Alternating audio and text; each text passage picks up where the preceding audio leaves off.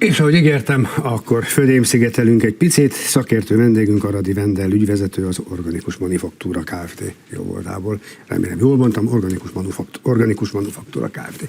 Üdvözlöm! Jó napot kívánok! Szóval, bármennyire furcsán is hangzik, de igaz, ingyenes lakossági földémszigetelési program mit takar? Most is ezzel van a legtöbb gondunk még mindig, hogy tényleg ingyenes-e? Igen, ingyenes. Úgyhogy ez egy előzetes regisztrációval működik, jelentkeznie kell az ügyfélnek, és gyakorlatilag pár napon belül felvesszük a kapcsolatot, és kimegyünk, és tehát, hogy működik a gyakorlatban az egész?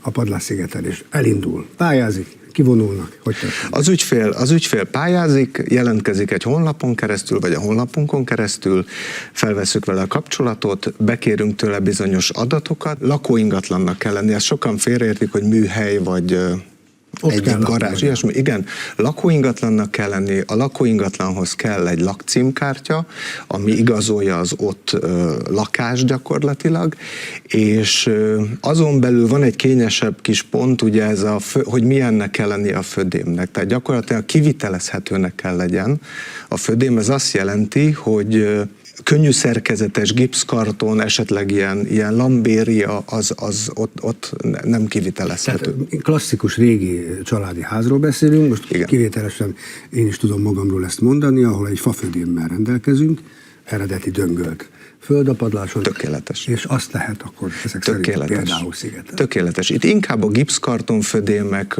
a problémásak, és még egy kritérium van, nem lehet leszigetelve a födém. Tehát csak úgy tudunk szigetelést felrakni, ha még nincs szigetelve az ingatlan. És nem arról sem lehet szó, hogy cseréljük ki. Ugye? Nem. Ez ugye itt egy spórolást kell, egy energia megtakarítást kell felmutatni, a cserével ugye ott nem tudnánk pár százalékot talán.